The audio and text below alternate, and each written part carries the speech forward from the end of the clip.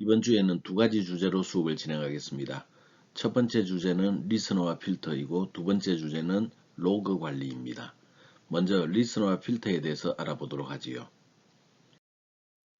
광수생각입니다. 광수생각에서는 친구를 만들기 가장 좋은 방법은 내가 그들의 친구가 되는 것이다. 그런 얘기를 하고 있네요. 내가 그들의 무리 속에 들어가서 시간이 오래 흐르면 자연스럽게 친구가 되는 것이지요. 친구가 되는 다른 방법은 없습니다. 행복한 경영 이야기에서는 옥수수 박사 김순근 박사님의 얘기를 다루고 있네요. 김순근 박사님은 옥수수의 품종 개량을 통해서 아프리카의 기근 해결에 많은 공헌을 했던 분입니다. 그분은 그런 얘기를 하고 있네요. 한번 읽어볼까요? 이 세상에 무엇을 하러 왔는지 생각해야 합니다. 그 소명은 자기 자신만을 생각해서는 발견할 수 없습니다. 있는 사람이 없는 사람을 도와주고 함께 살아가는 것은 자연의 섭리입니다. 나로 인해 세상이 더 좋아질 수 있다는 것, 최선을 다해 나를 위해서가 아니라 남을 위해서 하는 것, 참으로 흥미진진하지 않습니까? 라는 이야기를 했네요. 누구나 세상에는 한 번밖에 살지 못합니다. 한 번밖에 살지 못하는 소중한 내 인생에서 무엇을 위해서 이 땅에 왔는지, 어떻게 살아야 하는지를 생각하고 살아간다면 훨씬 나은 삶이 되지 않을까요? 그리고 남을 위해 남과 더불어 살아갈 때 얻는 행복과 성공이 진정한 행복과 성공이라 생각합니다. 본 강좌를 성공적으로 이수하면 학생들은 다음의 개념을 알 수 있습니다. 고급 웹 프로그래밍 기술인 리스너와 필터의 개념이 되겠네요. 일반적으로 이 리스너 필터의 개념은 크게 세 가지 형태로 나눠서 생각해 볼 수 있겠는데, 첫 번째는 초기화 매개 변수입니다. 두 번째가 리스너, 그리고 세 번째가 이제 필터에 해당되겠네요. 차근차근 순서대로 이 내용을 알아보도록 하지요. 먼저 초기화 매개 변수입니다. 초기화 매개 변수는 웹 애플리케이션이 컨테이너에 의해서 구동될 때 로딩되는 정보를 말합니다. 일반적으로 공통적으로 웹 애플리케이션 전반에 걸쳐서 공통적으로 참조하는 값을 설정해주는 그런 역할을 하게 되죠. 프로그램 동작 정보는 일반적으로 하드 코딩을 하지 않고 별도의 환경 설정 파일로 제공이 됩니다. 이러한 환경 설정 파일의 값을 읽어서 프로그램에서 활용할 수 있게 하는 것, 이런 것들을 초기화 매개 변수라고 할 수 있겠네요. 예를 든다면 데이터베이스의 접속 주소나 환경 설정 파일 같은 경우에는 프로그램 내부에 둘 경우에는 필요로 하는 소스마다 동일한 내용이 중복 입력이 됩니다. 이와 같이 파일이 분산이 되는 경우에는 뭔가 내용이 변경이 됐을 때 모든 페이지를 찾아다니면서 우리 수정을 해야 된다는 그런 문제가 발생하게 되죠. 그래서 걔네들을 이제 한 곳에 모아두게 되면 별도의 이제 환경 설정 파일에다 모아두게 되면 나중에 변경이 된다고 하더라도 우리는 환경 설정 파일만 수정을 하게 되면 모든 위치에서 저 내용들을 바뀐 내용을 인식을 할 수가 있습니다. 초기화 매개 변수는 애플리케이션 전체에서 동작하는 것, 그리고 특정한 서블릿에서 동작하는 것, 이런 두 가지 형태로 나누어 볼 수가 있습니다. 초기화 매개 변수는 앞서 이야기한 것처럼 특정한 서블릿 내부에만 동작되는 것과 모든 서블릿 JSP에서 동작되는 것으로 구분해 줄 수 있는데, 서블릿 컨피그는 특정한 서블릿에서 동작되는 것, 서블릿 컨텍스트는 모든 애플리케이션에 속한 그 서블릿과 JSP에서 접근할 수 있는 그런 초기화 매개 변수입니다. 그리고 그러한 초기화 매개 변수의 값들은 web.xml 위치에다가 저장을 해두게 되어 있죠. 그래서 구분하자면 서블릿 컨피그는 해당 서블릿 내부에서만 동작한다. 서블릿 컨텍스트는 동일 웹 애플리케이션 내에 있는 모든 서블릿 혹은 JSP에서 사용 가능하다 그랬네요. web.xml에서 설정하는 방법은 서블릿 컨피그는 기본적으로 이렇게 서블릿으로 시작되는 태그 내부에 정의를 해주게 되고 이니 파라미터 형태로 정의를 합니다. 그리고 파라미터 이름과 파라미터 밸류의 값을 각각 태그로 정의를 해주면 되죠. 반면 서블릿 컨텍스트는 web-app 속에 컨텍스트 파라미터라고 하는 형태로 지정을 하게 되고 방식은 같습니다. 파라미터 네임, 파라미터 밸류 형태로 지정을 하게 됩니다. 초기화 매개 변수를 이용하는 방법은 두 가지가 있다고 그랬는데, 먼저 서블릿 컨피그를 사용하는 경우입니다. 서블릿 단위로 설정하기 때문에 해당 서블릿에서만 참조를 해야 되겠다. 그러면 우리는 서블릿 컨피그를 이용하는 게 좋습니다. 그리고 서블릿 동작에 필요한 정보를 제공해주는 목적으로 사용을 합니다.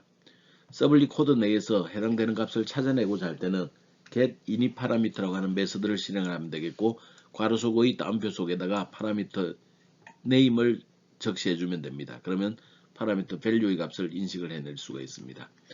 서블릿 3.0 이상에서는 web.xml 외에도 annotation 위치에 초기 값을 설정을 해줄 수도 있습니다. 서블릿 시작 앞에 @webservlet이라고 하는 annotation을 설정하고 annotation의 이름을 지정을 합니다. 그리고 접근할 때 필요한 URL을 지정을 하게 되고 init parameter라는 곳에서 파라미터 1번, 파라미터 2번 형태로 정의를 해줄 수 있습니다. 반면 서블릿 컨텍스트를 사용하는 경우에는 웹 애플리케이션 내에 있는 모든 JSP 혹은 모든 서블릿에서 참조 가능하다 그랬네요. 값을 불러드릴 때는 getServletContext 메서드의 getInitParameter 메서드를 실행하면 됩니다.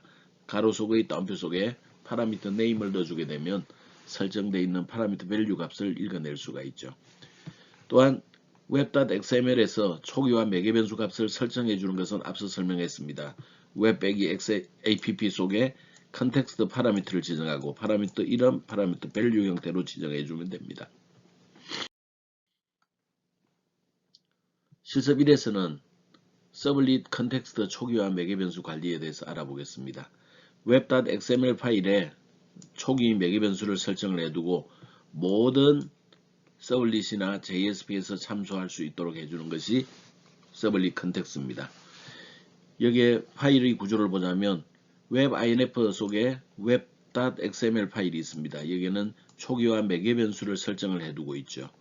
그리고 src 밑에 있는 JSP 프로젝트 밑에 챕터 13에서는 property servlet java라고 하는 그런 property servlet 1.java라고 하는 서블릿을 만들고 여기에서 초기화 매개 변수를 확인을 해 보겠습니다. 또한 웹 컨텐트 밑에 있는 챕터 13에서는 property 1.jsp를 넣게 되고 여기에서는 서블릿 컨텍스트 JSP에서 서블릿 컨텍스트 초기화 매개 변수를 확인하는 것을 만들어 보도록 하겠습니다. 먼저 서블릿 컨텍스트를 추가를 하도록 하겠습니다. 웹 inf 밑에 있는 web.xml 파일을 더블 클릭을 합니다. 그러면 현재 우리는 이 영역까지 데이터베이스를 지정하는 영역까지는 만들어져 있습니다. 이 이후에 내용들을 이제 지정을 하게 되는데 서블릿 컨텍스트 초기 값을 지정을 하겠습니다. 서블릿 컨텍스트 초기 값은 컨텍스트 파라미터라고 하는 태그를 이용해서 정의를 해줍니다. 그리고 파라미터 이름을 name1이라고 파라미터의 value를 use1이라고 입력을 해두도록 하죠. 그러면 우리는 name1에 해당되는 파라미터 name을 통해서 use1이라고 하는 파라미터 value에 접근을 할 수가 있습니다. 다음은 property 1.jsp 파일을 추가하도록 하겠습니다. 웹 컨텐트에 챕터 13 폴더를 만들고 오른 마우스를 누른 다음에 new JSP 파일을 통해서 property 1.jsp 파일을 추가를 하겠습니다. 여기서 뭐 다른 부분은 특별하게 볼 건 없네요. h2 태그를 통해서 제목을 달아줬고 hr 선을 하나 그어줬네요. 그 다음에 서블릿 컨텍스트 값 출력이라고 하는 메시지를 넣어두었습니다. 그리고 hr이라고 하는 그 가로 방향 줄을 하나 넣어두었네요. 그리고 서블릿 컨텍스트 초기 값을 이용할 때는 이런 스타일로 해줍니다. name 1 이것은 그냥 입력한 값이죠. 그 다음에 우리 표현식을 이용을 해서 이 값을 이제 넣어주게 되는데 서블릿 컨텍스트 값을 읽어드릴 때는 get 서블릿 컨텍스트라고 하는 메서드를 실행을 하고 그 메서드의 get init parameter라고 하는 메서드를 실행합니다. 그래서 괄호 속에 name 1이라고 하는 것을 따옴표 속에 넣어주게 되면 우리는 user 1이라고 하는 값을 이 위치에 출력을 해줄 수가 있는 것입니다. 그래서 여기에 name 1이라고 하는 것은 web.xml에 정의해 놓은 파라미터 name에 해당되는 것입니다. 실행을 하게 되면 우리가 이와 같이 name 1 옆에 user 1이라고 하는 value 값을 우리는 읽어낼 수가 있겠네요. 다음은 실습 1에서 우리 서블릿 컨텍스트 초기화 매개 변수를 서블릿에서 읽어내는 방법을 알아보겠습니다. property 서블릿 1.java라고 하는 파일을 추가를 하도록 하죠. 챕터 13에서 오른 마우스 누르고 new other 그리고 웹 서블릿 밑에 있는 property 서블릿 1.java라고 하는 형태로 추가를 하겠습니다. 그러면 클래스가 만들어지게 되겠죠. 그리고 우리가 생성자도 만들어집니다. 이때 서블릿의 경우에는 두 포스트 메서드가 굉장히 중요하다고 그랬네요. 그래서 두 겟에서는 우리는 그냥 두 포스트로 실행을 넘기게 됩니다. 이제 두 포스트 내부의 코드를 살펴보기로 하죠. 두 포스트 내부에서는 일단 response.set 컨텐트 타입을 통해서 응답을 어떤 형태로 정의할 건가 지정을 해줬네요. 현재 지정한 마임 타입은 text/html 캐릭터 셋은 UTF-8이네요. 이것은 우리가 전달하는 것은 HTML 문서이고 한글을 지정을 해주는 이제 그 인코딩 방식은 UTF-8 방식을 이용한다라는 것을 지정을 해주는 거죠. 그 다음에 출력을 확인을 하기 위해서 printWrite 스트림을 만듭니다. out이라고 하는 걸 만들죠. 이것은 response.getWrite를 하게 되면 출력 스트림이 확보가 됩니다. 그 다음에 out.println을 통해서 HTML 태그, body 태그, 그 다음에 여기서는 div 태그를 쓰기가 힘드니 그냥 center 태그를 날려줬네요. 그 다음에 h2를 이용해서 제목을 달아줬고 hr 작대기를 그어줬네요. 그 다음에 out.println을 통해서 name 1이라는 걸 출력하고 오른쪽에서는 get sublit context.get init parameter라고 하는 걸 통해서 name 1에 해당되는 값을 출력을 해줬습니다. 자, 이 name 1이라고 하는 파라미터 이름을 집어넣고 값을 알아내게 되면 user1이라는 값이 나온다고 그랬죠. 그 다음에 br 태그 엔터를 누르고 center 태그 닫아주고 body 태그 닫아주고 html 태그 닫아줬네요. 그래서 실제 실행을 하게 되면 name 1 옆에 user1이라고 하는 값이 찍혀 있는 것을 볼 수 있습니다. 자, 우리 실습 1에서는 뭘 확인하고 싶으냐? 서블릿 컨텍스트라고 하는 것은 JSP 파일에서도 확인할 수 있고 그 다음에 서블릿에서도 확인할 수 있다. 이런 것을 한 번 더 실습을 통해서 살펴본 내용이 되겠습니다. 자, 두 번째는 서블릿 컨피그 초기화 매개 변수 관리를 해보도록 하죠. 원래 이 내용은 서블릿 3.0 이하에서 사용하던 방법이라 현재 실행하면 기본적으로 오류가 발생합니다. 그래서 그냥 이런 식으로 했었다 이렇게만 이해하도록 하죠. 자, 웹 INF 밑에 web.xml을 더블 클릭을 한 다음에 거기에 초기화 매개 변수 값을 설정을 하겠습니다. 초기화 매개 변수 값은 서블릿이라고 하는 형태로 설정을 하게 되겠네요. 그래서 서블릿 내부에 봤더니 디스크립션은 디폴트 그냥 기본값, 디스크립션은 설명이죠. 그래서 실행에는 영향을 주지 않습니다. 서블릿 네임은 해당되는 초기화 매개 변수가 동작할 서블릿 이름이 됩니다. 지금은 우리는 property 서블릿 2번에서 동작시키기로 했네요. 그리고 필요한 클래스는 초기화 매개 변수가 작동할 클래스는 JSP 프로젝트 밑에 있는 챕터 13 패키지의 property 서블릿 2번이라고 하는 형태로 지정을 해두었습니다. 그 다음에 이제 init 파라미터 지정했네요. 파라미터 name과 파라미터 value 이렇게 이름과 값의 쌍으로 넣어두었습니다. 자, 다음 property 서블릿 2번 java 파일을 추가를 하기로 하죠.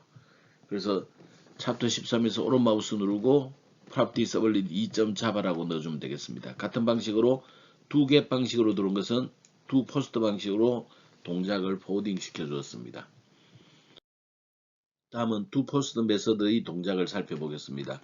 두 포스트에서는 우선 클라이언트의 리스판스의 컨텐트 타입을 지정했네요.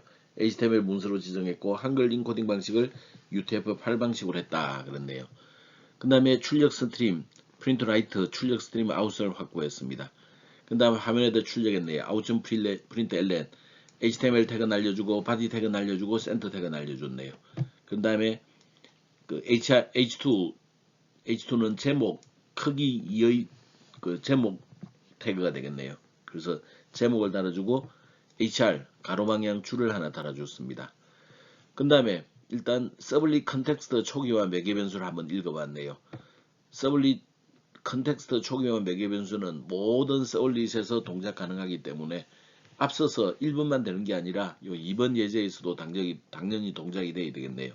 그래서 out.println으로 name 날려주고 get 서블릿 컨텍스트 get init 파라미터 해주면 해당되는 초기화 매개 변수 값을 여기에 불러와서 출력하게 될 것입니다. 그 다음에 out.println을 통해서 get init 파라미터 혹은 get 서블릿 config get init 파라미터를 통해서 name 위에 설정이 되어 있는 서블릿의 해당 서블릿의 초기화 매개 변수를 이제 불러오고자 했습니다. 근데 실제 동작을 시켰더니 동작이 안 됩니다. 아마도 그 3.0 이후에서는 annotation 이용하는 방식으로 완전히 바뀐 것 같다라고 추정합니다. 그래서 실제 실행을 해보게 되면 name 1까지는 잘 됐으나 name 2는 이렇게 출력이 제대로 되지 않는 것을 볼 수 있습니다. 다음은 annotation 기반으로 서블릿 config 초기화 매개 변수를 지정해주는 방법입니다. annotation을 이용한 서블릿 config 초기화 매개 변수는 서블릿 3.0 이상에서 동작이 되는 그런 기능이 되겠습니다. 그리고 서블릿 config 초기화 매개 변수는 해당 서블릿에서만 참조 가능하다 그랬네요. 자, 이제는 property 서블릿 3번을 추가를 하겠습니다. 그 다음에 우리가 여기에 annotation을 지정을 하도록 하죠. 지금 annotation 이름은 웹 서블릿이라고 되어 있고 여기에 이제 description부터 들어 있습니다. description은 서블릿 config 초기화 매개 변수라고 넣어둔데 이것은 실행에는 영향을 주지 않는다 그랬네요. 그리고 URL 패턴은 루트 밑에 있는 property 서블릿 3번이라고 하는 형태로 접근을 하면 됩니다.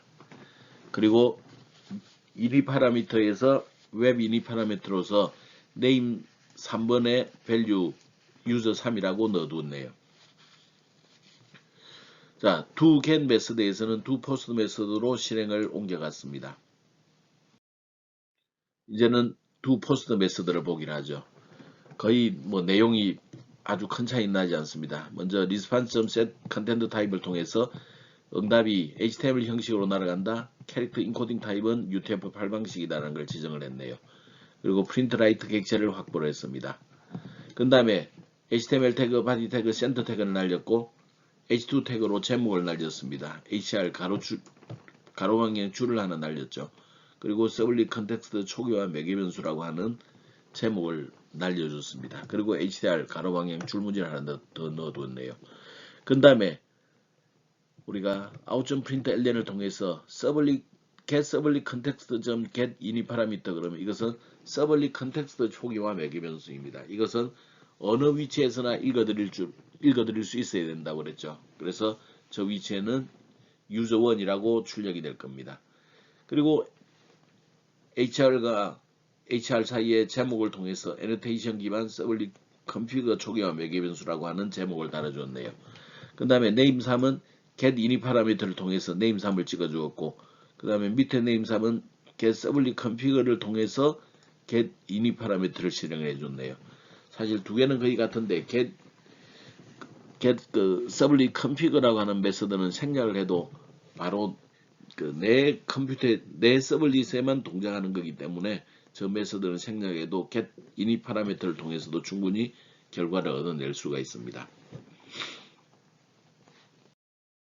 실행을 해보게 되면 서블릿 컨텍스트 당연히 잘 나오고 있죠.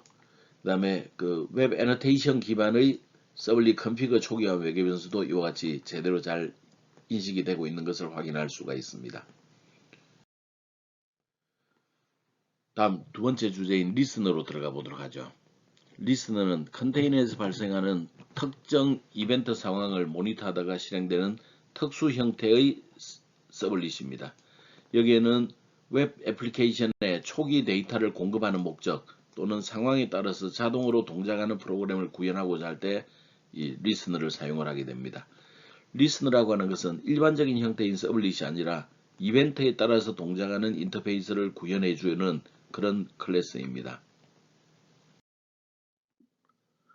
리스너를 활용하는 대표적인 유형은 다음과 같은 네 가지가 있습니다. 첫 번째는 초기화 매개 변수와 연동하는 것입니다. 톰캣이 시작이 될 때 초기화 매개 변수를 읽어서 거기에 따라서 특정 객체를 초기화하고 그 결과들을 서블릿이나 JSP에 제공해주는 그런 방법입니다. 두 번째는 배포 시에 샘플 데이터를 제공해주는 방법입니다. 데이터베이스가 필요한 프로그램을 배포할 때 데이터베이스에 자료가 없으면 기본적으로 그 결과를 확인하기가 상당히 좀 곤란할 겁니다. 그래서 그 처음에 데이터베이스를 연결한다든지 테이블을 생성한다든지 샘플 데이터를 로딩한다든지 이런 작업들을 사전에 수행함으로써 추가적인 작업 없이도 프로그램이 실행될 수 있게 해주는 그런 형태입니다. 세 번째는 복잡한 환경을 설정하기 위한 용도입니다. 이 경우엔 프로그램 실행에 필요한 여러 정보 파일을 읽어와서 JSP나 서블릿에 제공해주는 그런 역할을 합니다. 네 번째는 특정 이벤트에 동작하는 기능을 구현할 수가 있습니다. 웹 애플리케이션을 실행하게 될 때 함께 동작해야 되는 외부 프로그램이나 서비스가 있다면 걔네들을 확인하고 자동으로 실행해주는 그런 역할을 담당하는 것입니다. 다음은 리스너 동작을 서블릿 컨텍스트 리스너를 기준으로 설명을 하겠습니다. 보통 톰캣이 시작을 하게 되면 web.xml 혹은 annotation에 정의되어 있는 초기화 매개 변수를 읽어드립니다. 그러면 리스너 클래스에서는 그 초기화 매개 변수들을 불러올 수가 있죠. 이 리스너 클래스는 기본적으로 서블릿 컨텍스트 리스너를 상속받음으로 인해서 내부에는 굉장히 중요한 메서드가 생기게 됩니다. 하나는 컨텍스트 이니셜라이즈드라고 하는 거고 하나는 컨텍스트 디스트로이드라고 하는 메서드입니다. 특히 초기화 매개 변수와 관련해서는 컨텍스트 이니셜라이즈드라고 하는 메서드가 중요한 작용을 합니다. 컨텍스트 이니셜라이즈 메서드 내부에서는 초기화 매개 변수에 들어있던 것들을 서블릿 컨텍스트의 속성들에 이렇게 저장을 해둡니다. 그러면 다른 서블릿이나 JSP 혹은 다른 빈즈 클래스에서 저기 서블릿 컨텍스트에 들어있는 속성을 읽어냄으로써 내가 web.xml 혹은 annotation 기반으로 정의되어 있는 초기화 매개 변수를 활용할 수가 있는 것이죠. 자, 리스너의 종류는 생명 주기와 좀 연관지어서 설명을 할 수 있습니다. 서블릿 컨텍스트 생명 주기 변화와 동일하게 움직이는 것은 가장 대표적인 리스너 이벤트입니다. 얘네들은 톰캣이 시작될 때 시작이 되고 톰캣이 종료될 때 종료가 됩니다. 우리가 상속받아야 되는 인터페이스는 서블릿 컨텍스트 리스너라고 하는 것이죠. 다음 서블릿 컨텍스트 속성 변화에 맞춰서 움직이는 게 있습니다. 얘네들은 기본적으로 JSP 내장 객체에 있는 애플리케이션 스코프의 속성이 추가되거나 변경되는 상황에 대응이 됩니다. 이때는 우리가 사용해야 되는 리스너가 서블릿 컨텍스트 애트리뷰트 리스너라고 하는 것을 이용을 합니다. 다음 세션의 생명 주기에 맞춰서 동작되는 리스너가 있는데 이 경우에는 세션 생성 소멸 등의 변화에 따라서 동작이 됩니다. 이때는 우리가 HTTP 세션 리스너라고 하는 것으로부터 상속받아서 이용해주면 됩니다. 네 번째 것은 세션의 속성 변화에 대응해서 움직이는 겁니다. 여기는 세션 스코프 속성이 추가되거나 변경되는 상황에 대응이 되는데 이때는 HTTP 세션 애트리뷰트 리스너라고 하는 것을 이제 상속받아서 이용하면 됩니다. 다섯 번째는 리퀘스트 생명 주기에 변화되는 겁니다. 얘네들은 기본적으로 리퀘스트 내장 객체의 생성과 소멸의 변화에 따라서 동작이 됩니다. 이때는 HTTP 서블릿 리퀘스트 리스너라고 하는 것을 상속받아서 이용해 주면 되겠고 리퀘스트의 속성 변화에 맞춰서 움직이는 게 있습니다. 얘네들은 HTTP 서블릿 리퀘스트 객체의 동작이 속성이 추가되거나 변경되는 상황에 대응합니다. 이때는 HTTP 서블릿 리퀘스트 애트리뷰트 리스너라고 하는 것을 상속받아서 구현을 해주면 되겠습니다. 그중 가장 대표적인 리스너가 가장 위에 있는 서블릿 컨텍스트 리스너이기 때문에 기본적으로 얘를 기준으로 우리는 살펴보도록 하겠습니다. 실습 4번은 서블릿 컨텍스트 리스너를 구현을 하는 방법입니다. 여기에서는 서블릿 컨텍스트 리스너를 구현하게 되고 톰캣이 시작이 될 때 boot 객체를 만든 다음에 그 내용을 그 애플리케이션 내장 객체의 속성으로 저장해서 JSP에서 참조할 수 있도록 하겠습니다. 사실은 우리 서블릿 컨텍스트 리스너는 우리가 앞서서 만들어 본 적이 있죠. 예, 그렇습니다. 우리가 표현 언어를 공부하기 위해서 사전에 데이터 이제 만드는 용도로 우리 서블릿 컨텍스트 리스너를 만들어 봤죠. 그때는 그냥 일반 클래스를 추가하고 걔네들이 서블릿 컨텍스트 리스너가 되도록 리스너로 동작이 되도록 우리가 설정을 바꿔줬는데 이번에는 만들 때부터 아예 리스너로부터 출발해서 만들어 보도록 하겠습니다. 그러면 서블릿 컨텍스트 리스너를 좀 더 손쉽게 구현할 수가 있습니다. 먼저 SRC 폴더의 JSP 프로젝트 챕터 13 아래에는 텍스트 컨텍스트 리스너라고 하는 게 들어있고 book.java라고 하는 파일이 들어있을 겁니다. book.java는 기본적으로 DO 클래스에 해당이 된다라고 보면 되겠고 텍스트 컨텍스트 리스너라고 하는 것은 기본적으로 DAO 클래스에 해당이 된다. DAO 클래스에 해당이 된다. 그래서 저기 정보를 초기화하고 그 다음에 서블릿 컨텍스트 객체의 속성으로 저장이 되고 이러한 작업을 한다고 생각하면 되겠네요. 다음 웹 컨텐츠의 챕터 14냐면은 listener test.jsp 파일이 있어서 리스너로 인해서 등록된 정보를 화면에 출력하는 형태로 사용을 해보겠습니다. 먼저 book.java 클래스입니다. book.java 클래스는 기본적으로 do 클래스로 동작한다 그랬죠. 그래서 데이터를 가지고 다니는 이제 상자에 해당된다 그렇게 이해하면 되겠네요. 그래서 현재 우리 책과 관련되어 있는 정보는 4가지 정보를 다루도록 했습니다. 타이틀, 제목, author, 저자, 프라이스, 가격, 퍼블리셔, 출판사 이렇게 4가지 정보를 다루는 북 클래스를 만들었네요. 그리고 생성자를 통해서 우리는 가지고 들어온 타이틀, author, 프라이스, 퍼블리셔를 멤버 변수 타이틀, author, 프라이스, 퍼블리셔에 저장해주는 그런 생성자를 만들었습니다. 그리고 그 제너레이터 캐틀스 앤 세틀스를 통해서 각각 자료를 이제 읽어드리고 지정하고 하는 방법을 지정하는데 현재는 그 중에서 cat 자료의 값을 읽어드리는 용도로만 썼네요. 왜 이렇게 쓸 수 있었을까요? 그렇습니다. 우리가 생성자를 통해서 값을 한꺼번에 할당을 해주기 때문에 개별로 하나하나에 대해서 값을 할당할 일은 없습니다. 그래서 요 set은 제외하고 get만으로 구현을 해두었네요. 다음은 테스트 컨텍스트 리슨을 만들도록 하죠.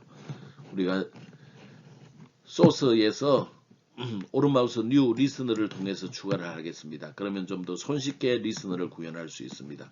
그래서 테스트 컨텍스트 리스너를 추가를 하도록 하겠고 그 다음에 우리가 그 저기 리스너가 동작될 수 있는 통용될 수 있는 범위는 라이프 사이클 형태로 지정을 해두기로 하죠.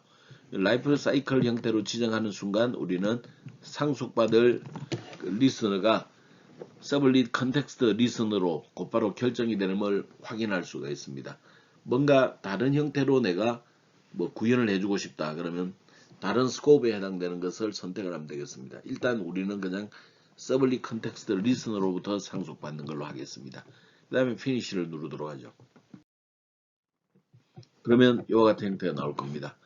그래서 여기에서 보면 일단 컨텍스트 디스트로이드라고 하는 것과 그 다음에 컨텍스트 이니셜라이즈드라고 하는 2가지 메서드가 굉장히 중요하게 되겠는데 컨텍스트 디스트로이드라고 하는 것은 우리가 해당되는 리스너가 이제 없어지는 순간 파괴되는 순간에 실행이 되는 겁니다. 그 경우에는 테스트 컨텍스트 리스너가 종료되었습니다 라고 하는 메서드를 날려주도록 하겠습니다. 그 다음에 컨텍스트 이니셜라이즈라고 하는 메서드에서는 초기화 작업을 해주는 겁니다. 초기화 작업을 하기 위해서는 일단 서블릿 컨텍스트를 구현해야 되겠네요. 그런 정보들은 우리 괄호 속에 있는 그 아규멘트 0번으로부터 뽑아낼 수 있습니다. 아규멘트 0번.get 서블릿 컨텍스트를 실행을 하게 되면 우리 서블릿 컨텍스트 형태의 컨텍스트 객체가 만들어집니다. 또한 우리가 book 클래스를 이용해서 book은 do 클래스라 그랬죠. 그래서 mybook이라고 하는 객체를 만드는데 자바 웹 프로그래밍 황희정 그다음 가격은 2만원 그 다음에 출판사는 한빛미디어라고 하는 이런 총 4가지의 정보를 갖고 있는 클래스입니다. 그러면 이 클래스를 통해서 마이북에 만들었고 얘네들을 이용하기 위해서는 우리는 내장 객체의 속성 관리에서 다루었던 방법을 통해서 전달해 줘야 됩니다. 그래서 컨텍스트 영역에서 set 애트리뷰트를 통해서 우리가 그 서버와 동일한 그 수명을 갖는 그런 내장 객체를 만들어 줄 수 있습니다. 그래서 북이라고 하는 내장 객체를 넣고 마이북이라고 하는 그 위에 있는 객체를 값으로 지정을 해두기로 하죠. 그 다음에 system.out.println을 통해서 내장 객체가 리스너가 초기화되었다라는 정보를 알려주도록 하겠습니다. 다음은 listener test.jsp 파일입니다. 리스터 테스터 객체를 활용하는 영역이 되겠네요. 이때 우리는 표현 언어를 이용해서 book.title, book.author, book.price, 그 다음에 $book.publish라고 하는 네 가지 형태로 지정을 해두게 되면 저 위치에 도서명 위치에는 제목이 이렇게 출력이 되게 되겠네요. 실행을 해보면 다음과 같은 결과를 얻을 수 있습니다. 도서명 옆에 우리가 지금 넣어두었던 자바 웹 프로그래밍, 저자명 옆에 황희정, 가격은 2만원, 출판사는 한빛미디어, 이런 형태의 결과를 얻어낼 수가 있을 겁니다. 다음은 필터에 대해서 알아보도록 하겠습니다. 필터란 것은 특정한 요청에 대해서 동작하는 특수 형태의 웹 프로그램이라 정의할 수 있습니다. 필터는 여러 개의 필터를 배치할 수가 있습니다. 그 여러 개의 필터를 정해진 순서대로 배치를 할 수가 있는데 모든 필터들은 사용자의 요청을 처리하기 이전에 먼저 실행이 됩니다. 그래서 좀 더 유연하고 효과적인 애플리케이션을 구현하고 운영할 수가 있습니다. 필터를 활용하는 영역을 보자면 인정, 로깅, 감사, 그 다음에 이미지 변환, 데이터 압축, 국제화 작업들, 그 다음에 XML 변환, 이런 곳에 우리 필터를 이용할 수가 있습니다. 필터는 리스너와 상당히 유사하게 동작합니다. 그렇지만 사용자 요청 리소스 패턴을 지정한다는 면에서는 차이가 있죠. 그리고 여러 개의 필터가 존재할 수 있다 그랬습니다. 일반적으로 톰캣이 시작할 때 톰캣은 web.xml이나 아니면 annotation에서 초기화 매개 변수를 읽어올 수 있다 그랬네요. 그러면 필터들은 기본적으로 그 java x.servlet.filter라고 하는 인터페이스를 구현해서 필터 A, 필터 B 이렇게 이제 이용을 하게 되는데 필요하다면 우리는 초기화 매개 변수를 이용할 수도 있고 또 사용자가 지정한 패턴대로 우리는 필터를 동작시킬 수가 있습니다. 그래서 여러 개의 필터가 있을 때는 예를 들어서 동시에 적용한다면 필터 A의 이닛 속에 있는 내부 코드들이 먼저 실행이 되고 필터 B에 있는 이닛에 있는 동작들이 실행이 되고 그 다음에 사용자 요청이 처리가 되겠습니다.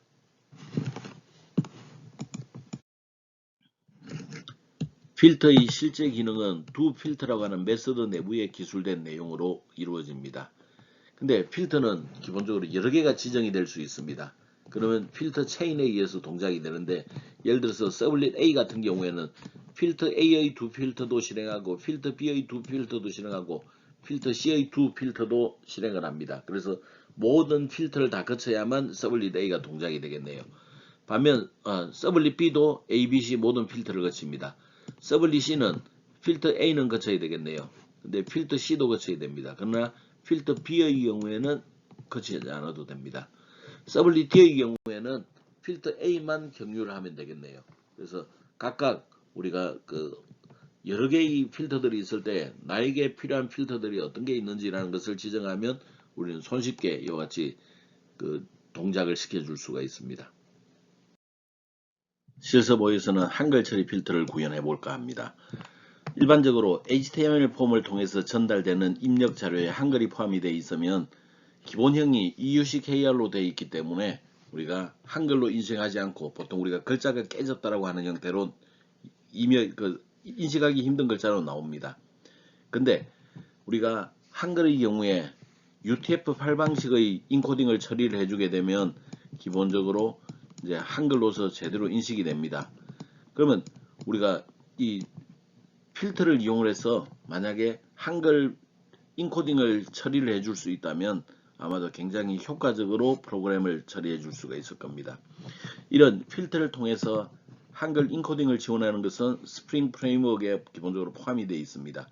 우리는 이 방법을 이제 사용을 하고 실제 응용에서도 얘네들을 이용하기로 하죠. 일반적으로 JSP에서는 문장으로서 이런 문장 request.setCharacterEncoding 괄호 속에 UTF-8 방법을 통해서 HTML로 넘어온 문서들의 한글 인코딩을 처리해 줄 수 있습니다. 근데 모든 페이지에 저런 문장을 집어넣게 되면 사실 좀 불편하기도 하죠. 그래서 저 문장을 대응해서 우리는 한글 처리 필터를 구현하는 방법을 알아보도록 하겠습니다. 예제 프로그램에서는 먼저 웹 INF 아래쪽에 web.xml이 들어있고 web.xml에 인코딩의 초기 값을 설정을 해둘 겁니다. 그러면 필터를 통해서 enc 필터라고 하는 파일을 클래스를 통해서 우리가 캐릭터 인코딩의 변환 작업을 수행을 하도록 하겠습니다. 또한 enc form.html에서는 한글을 입력해서 전달하고 그 결과를 JSP result.jsp로 전달해주는 그런 역할을 수행을 하는 HTML 파일이 있습니다. 그리고 리절트에서 우리는 한글 인코딩이 처리되어 있지 않으면 우리가 글자를 인식을 했을 때 한글같이 보이지 않을 거고 인코딩이 처리가 되어 있으면 이제 제대로 한글을 알아낼 수가 있을 겁니다. 우리는 한글 인코딩을 필터를 통해서 처리함으로써 이 리절트 파일에서 특별한 조치를 취하지 않고도 우리는 한글을 제대로 전달받을 수 있는 그런 프로그램을 작성을 해 보겠습니다. 먼저 enc-form.html 파일입니다. 뭐 특별한 건 없어요. div 태그 내부만 살펴볼까요? h2 태그를 통해서 제목을 깔아 주었네요. 그리고 hr 선을 하나 그어줬습니다. 폼 태그가 입력 태그를 작성하는 거죠. 입력 태그에 봤더니 별거 없어요. 인풋 태그 텍스트, 이건 텍스트 박스이죠. 그 다음에 인풋 태그 서브밋, 이건 버튼입니다. 그래서 텍스트 박스 하나와 버튼 하나가 들어있다, 그렇게 생각하면 되겠네요. 그리고 전달 방식은 포스트 방식으로 우리가 서브밋 버튼을 누르면 result.jsp 페이지로 이동을 하게 될 겁니다. 자, result.jsp 페이지입니다. 보통은 우리가 한글을 제대로 입력받기 위해서는 이 5번 문장 같이 request.setCharacterEncoding이라고 하는 이런 문장을 필요로 했었죠. 근데 지금은 이제 추석 처리를 해서 저 문장을 지금 없애놨습니다. 그러면 일단 어떤 일이 발생하는지를 먼저 보기로 하죠. 자, div 태그 내부를 보자면 그 핵심은 여기 있죠. 처리 결과 그리고 달러 중괄호 파라미터.title 이렇게 해줌으로써 우리 인풋 태그 타이틀에 들어있던 자료를 여기에 표현 언어를 통해서 출력을 해줄 수가 있을 것입니다. 자, 지금 상태에서 한번 실행을 해볼까요? 지금 나는 분명히 enc.form.html에서 한글이라고 누르고 확인 버튼을 눌렀습니다. 근데 리절트에서 받은 걸 출력을 해보게 되면 이와 같이 이상한 글자가 나오게 되죠. 사실은 저게 한글로 나타나야만 되는 부분입니다. 우리가 위에 주석 처리를 해놨던 인코딩 처리 방법을 도입을 하게 되면 이 페이지에 한글을 제대로 인식할 수 있습니다. 근데 모든 페이지에서 한글 인코딩을 처리한다는 건 좀 불편한 방법이죠. 그래서 우리는 enc 필터를 이제 적용을 해보고 싶은 겁니다. 자, 이제 enc 필터를 처리하기 위해서 기본적으로 초기 값을 설정을 해두게 되겠네요. web.inf에서 web.xml 파일을 따당 더블 클릭을 하겠습니다. 그리고 현재 우리 데이터베이스 연결하기 위한 거, 초기화 파라미터 연결하기 위한 게 있었네요. 그리고 실습 2에서 보면 우리가 서블릿 태그가 들어있었는데 이 서블릿 태그가 들어있으면 동작이 안 될 수 있습니다. 그래서 여기에 컨텍스트 파라미터를 넣기 전에 기존의 서블릿 태그는 동작이 안 되니까 걔네들을 삭제하고 이렇게 컨텍스트 파라미터를 추가를 하겠습니다. 추가되는 내용은 파라미터 이름은 인코딩, 파라미터의 값은 UTF-8 방식입니다. 이제 한글 처리 필터를 구현을 해보겠습니다. 소스 JSP 프로젝트 챕터 13에서 오른 마우스 누르고 New 필터를 누릅니다. 그러면 이와 같은 대화 상자가 나오게 되어 있는데 우리는 패키지는 그냥 챕터 13 정해진 대로 써주면 되겠습니다. 그리고 필터 네임은 enc 필터라고 하는 네임으로 클래스 네임을 지정을 하겠습니다. 그 다음에 next 혹은 finish를 누르도록 하죠. 자, 한글 처리를 하기 위해서 이제 필터를 구현하는 이제 자바 소스 코드입니다. 먼저 애너테이션을 하나 지정하기로 하죠. 필터를 지정하는데 여기에서는 그 필터가 통용될 범위를 지정합니다. 아마도 처음에는 ENC 필터라고만 지정이 되어 있었을 텐데 현재 우리 이 웹 필터, 여기 한글 필터라고 하는 것은 모든 JSP에서 동작을 시키고 싶습니다. 그러면 애니테이션 괄호 내부에 모든 JSP, 그래서 별표점 JSP라고 표시를 해주면 되겠습니다. 그러면 이 한글 인코딩이 모든 JSP 파일에서 처리될 수가 있습니다. 그 다음에 한글 인코딩 방식을 처리하기 위해서 멤버 변수를 하나 정의를 하기로 하죠. 스트링 형태로 인코딩이라고, 소문자 인코딩이라고 선언을 하겠습니다. 그 다음에 ENC 필터 생성자나 또는 디스트로이에서는 별로 지정할 일이 없습니다. 다음은 두 필터, 핵심인 두 필터를 처리를 해보기로 하죠. 두 필터에서는 기본적으로 그 필터의 동작을 처리를 해주는 건데 해야 되는 일이 뭐 그렇게 많지는 않습니다. 자, if문을 통해서 request.character encoding이라고 하는 걸 확인을 해봅니다. 여기에 값이 null 값이라고 하면 기본적으로 인코딩이 처리되지 않았죠. 인코딩 방식이 처리되지 않았습니다. 자, 인코딩 방식이 처리되지 않았으면 기본값으로 가는데 기본값은 EUCKR이라고 하는 표준값으로 설정이 되어 있습니다. 근데 그 방식이 되면 한글 인코딩이 깨지기 때문에 우리는 여기에 인코딩 방식을 바꿔줘야 되겠습니다. 이때 어떻게 바꿔주느냐? request.setCharacterEncoding 방식으로 처리해주게 되고 멤버 변수에서 정의되어 있는 인코딩 값을 여기다가 할당을 해주면 되겠습니다. 그러면 우리가 인코딩 방식을 값을 이제 할당을 해줘야 되는데 우리가 앞서 앞 페이지에서 인코딩을 처리해 줄 때 값은 null 상태로 선언이 되어 있죠. 이 값은 원래 우리가 어디에서 불러와야 되냐면 web.xml에서 정의가 되어 있는 겁니다.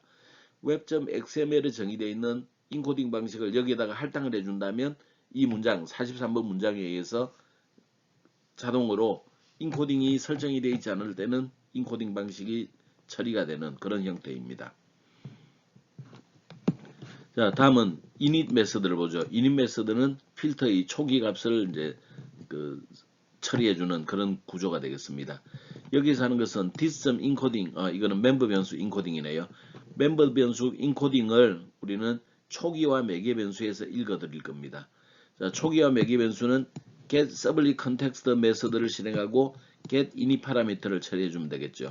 근데 얘네들이 동작이 되기 위한 우리 컨텍스트를 필요로 합니다. 그래서 그 위에 있는 fconfig 값을 이용을 해서 우리 그 컨텍스트를 찾아내면 되겠네요.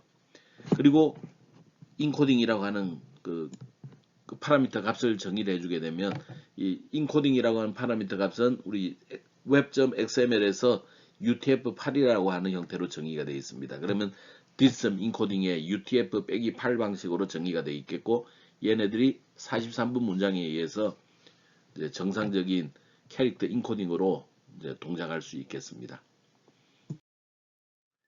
자, 우리 다시 한번 이제 그 필터를 만든 상태에서 한번 처리를 해보기로 하죠. enc-form.html에서 실행을 해봅니다. 그리고 우리가 아까와 마찬가지로 한글이라고 입력하고 확인 버튼을 누르기로 하죠.